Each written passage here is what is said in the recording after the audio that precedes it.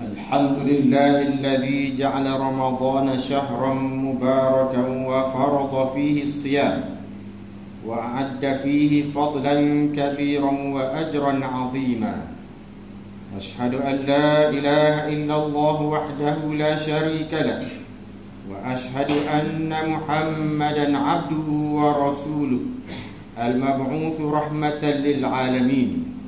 اللهم صل وسلم على سيدنا محمد وعلى آله وصحبه والتابعين لهم بإحسان إلى يوم الدين. أما بعد، فيا أيها المسلمون اتقوا الله حق تقاته، وقد فاز من اتقى وأطاعه وخاب من كفر به وعصاه. بسم الله الرحمن الرحيم. يا أيها الذين آمنوا كتب عليكم الصيام كما كتب على الذين من قبلكم لعلكم تتقون.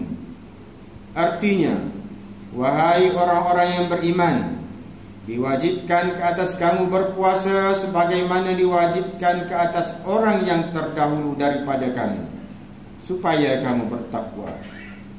Ikhwanil muslimin, marilah kita bertakwa kepada Allah Subhanahu wa ta'ala dengan sebenar-benar takwa, yakni dengan mentaati perintah-perintah Allah dan meninggalkan segala larangannya. Mudah-mudahan kita termasuk dalam golongan orang yang mencintai Allah. Pada hari yang mulia ini, khatib ingin mengajak sidang Jumaat sekalian agar bersama-sama kembalikan ingatan kepada hari-hari terakhir di bulan Ramadan pada tahun lepas. Bawakan diri kita kepada saat itu. Bayangkan diri kita berada dalam suasana hari-hari terakhir Ramadan itu. Ingatkah kita betapa hibah dan sayunya perasaan kita kerana Ramadan bakal pergi? Bagi yang benar-benar menghayati bulan mulia itu, terasa betapa Ramadan begitu cepat berlalu. Terasa begitu banyak yang tidak sempat dilakukan. Terasa betapa banyak peluang membersihkan diri dan mendapat pahala daripada Allah Subhanahu wa ta'ala yang tidak dapat dimanfaatkan sebaik mungkin. Lantaran itu, ramai di antara kita berharap agar dapat bertemu semula dengan Ramadan. Kita berharap semoga dipanjangkan umur untuk mengecap nikmat keberkatan Ramadan yang akan datang. Kita berazam jika peluang itu diberikan, kita akan menggunakannya dengan sebaik mungkin. Kita akan mengisinya dengan ibadat yang wajib serta sunat. Kita tidak mahu terlepas lagi. Kita tidak mahu menyesal lagi. Kita akan jadikan Ramadan kali ini yang terbaik. Ikhwanil muslimin, itulah azam kita pada Ramadan terdahulu dan kini. Alhamdulillah, dengan izinnya Ramadan itu datang lagi dan kini kita bersamanya. Sudah tentu perkara pertama dilakukan oleh kita ialah mensyukuri kedatangan bulan ini. Kita bersyukur kerana masih berpeluang untuk bertemu dengan bulan Ramadan ini. Semoga kita dapat sama-sama menikmati keberkatan dan kemuliaan yang terkandung dalam bulan ini. Tidak cukup hanya dengan bersyukur, kita perlu membuat pengisian sepenuhnya dengan amalan-amalan di bulan yang sangat berkat ini. Antara amalan di bulan Ramadan yang pasti kita lakukan ialah, yang pertama, bergembira menyambut Ramadan. Salah satu tanda keimanan seorang Muslim itu ialah bergembira menyambut kedatangan Ramadan. Gembiranya itu bagaikan menyambut tetamu VIP yang dinanti-nantikan. Maka dipersiapkan segalanya, dan tentu sekali hati menjadi sangat gembira bersama tetamu Ramadan yang datang ini. Seorang Muslim perlu merasa bimbang akan dirinya jika tidak ada perasaan gembira dengan kedatangan Ramadan ini. Jangan dirasanya biasa-biasa sahaja dan tidak ada yang istimewanya, kerana Ramadan ini adalah kurniaan daripada Allah. Allah berfirman, "Qul bi fadlillahi wa bi rahmatihi fabidzalika falyafrahu huwa khairum mimma yajma'un." Artinya, katakanlah wahai Muhammad, dengan kurniaan Allah dan rahmatnya itu, hendaklah mereka bergembira. Itu lebih baik daripada apa yang mereka kumpulkan. Surah Yunus ayat yang ke-58. Yang kedua, puasa dengan ikhlas. Puasa adalah satu ibadat yang telah difardukan oleh Allah Subhanahu wa taala.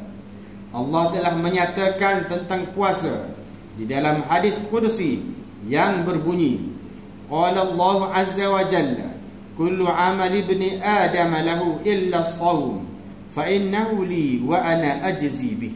Rawahul Bukhari wa Muslim. Maksudnya, Allah berfirman, semua amal anak Adam adalah untuknya, yakni dia mendapat pahala yang terhad dan terbatas, kecuali puasa.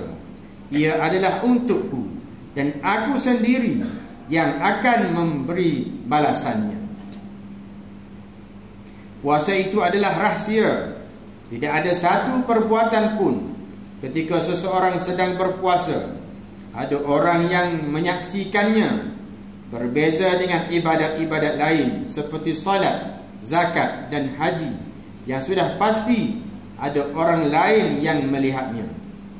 Lantaran puasa itu adalah rahsia antara seorang hamba dengan Allah, maka Allah sendiri yang akan membalasnya dengan balasan yang terbaik. Apatah lagi puasa yang disertai dengan penuh ikhlas dan menjaga daripada melakukan perkara-perkara yang membatalkan puasa dan juga pahalanya. Bulan Ramadan adalah saat yang sangat munasabah untuk kita berusaha membersihkan hati agar segala ibadat kita adalah ikhlas kerana Allah sahaja, tiada lainnya. Yang ketiga, bersahur. Bersahur di waktu malam hari, iaitu pada waktu yang hampir subuh, walaupun dengan sedikit makanan, kerana Nabi SAW bersabda, tasahharu fa inna fis sahuril barakah. Rawahul Bukhari wa Muslim. Maksudnya, bersahurlah kerana ada dalam sahur itu keberkatan. Rasulullah SAW bersabda, maksudnya, bantulah puasa kamu di siang hari itu dengan bersahur, dan bantulah sembahyang malammu dengan tidur sedikit di siang hari. Bersahurlah dalam tempoh yang tidak terlalu jauh jaraknya dengan azan subuh, iaitu lebih kurang qadar dibaca Al-Quran 50 ayat ataupun 10 minit. Elakkan bersahur dengan cara yang tidak betul, iaitu bersahur awal di waktu tengah malam sebelum tidur. Tetapi jangan pula terlalu lewat sehinggakan dikala azan subuh berkumandang, makanan masih berada di dalam mulut. Yang keempat, segera berbuka. Hendaklah segera berbuka puasa apabila sudah terbenam matahari dengan memakan buah rutab, yakni buah kurma yang basah jika ada, atau dengan buah tamar, iaitu kurma kering. Jika tiada keduanya, maka boleh mulakan berbuka dengan air kosong, kemudian berdoa kepada Allah dan bersegera menunaikan sembahyang fardu maghrib dengan berjamaah. Sabda Rasulullah SAW yang bermaksud, manusia sentiasa mendapat kebaikan selama mereka menyegerakan berbuka puasa dan memperlewatkan sahur. Yang kelima, menghidupkan malam-malam Ramadan. Tambahlah amal ibadah dalam bulan Ramadan yang penuh keberkatan, dan gandaan pahala amal ini seberapa banyak yang mampu. khususnya di malam-malam 10 akhir Ramadan. Hidupkan malam-malam Ramadan dengan sembahyang tarawih di masjid, sembahyang-sembahyang sunat, memperbanyakkan bacaan dan bertadarus Al-Quran, berzikir, berselawat, beristighfar, memohon ampun dan berdoa kepada Allah Subhanahu wa taala, dan beriktikaf di masjid pada 10 akhir Ramadan. Sabda Rasulullah sallallahu alaihi wasallam, "Man qama Ramadana imanan wa ihtisaba, ghufira lahu ma taqaddama min dhanbihi." Rawahu al-Bukhari wa Muslim. Maksudnya, sesiapa yang berqiyam Ramadan, yakni dengan mengerjakan sembahyang tarawih dan sebagainya dengan penuh keimanan, ikhlas dan mengharapkan pahala di sisi Allah Subhanahu wa taala, maka diampunkan dosanya yang telah lalu. Yang keenam, berbelanja di bulan Ramadan. Sediakan keuangan yang cukup berdasarkan kemampuan masing-masing untuk perbelanjaan sepanjang Ramadan. Bersedekah dan jauhkan sama sekali daripada membazir. Bagi golongan yang berada, hendaklah bersikap pemurah, dermawan dan suka membantu orang-orang yang susah, fakir miskin, dan janganlah kedekut kepada keluarga dan anak-anak.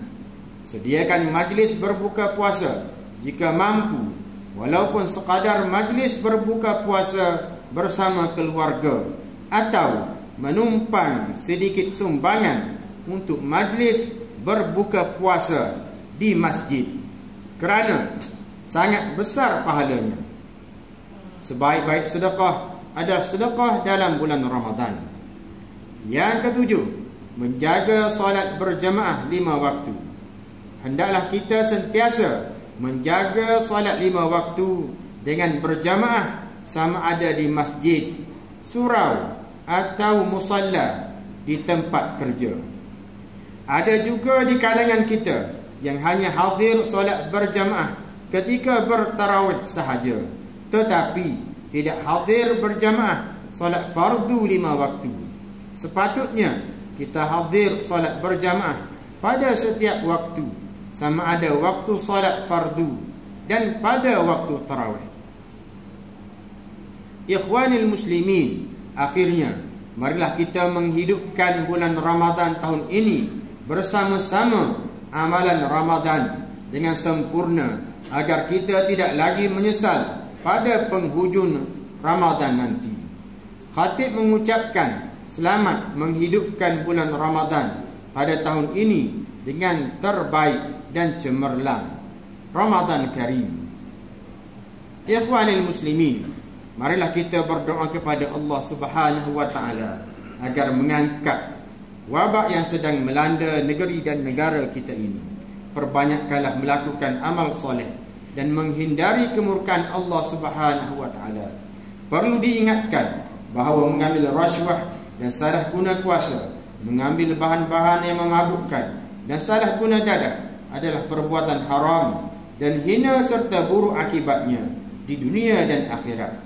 Khatib juga ingin mengambil kesempatan untuk mengajak sidang Jumaat dan umat Islam agar lebih cakna kepada golongan yang memerlukan dengan menyalurkan sumbangan sama ada zakat, sedekah dan wakaf kepada Majlis Agama Islam Kelantan selaku badan yang dipertanggungjawabkan untuk memungut dan mengagihkan zakat dan sedekah di negeri Kelantan. Di dalam masa yang sama, bantulah pihak majlis dengan menyalurkan maklumat golongan yang memerlukan sekiranya diketahui, agar mereka yang kurang bernasib baik akan mendapat pembelaan yang sewajarnya.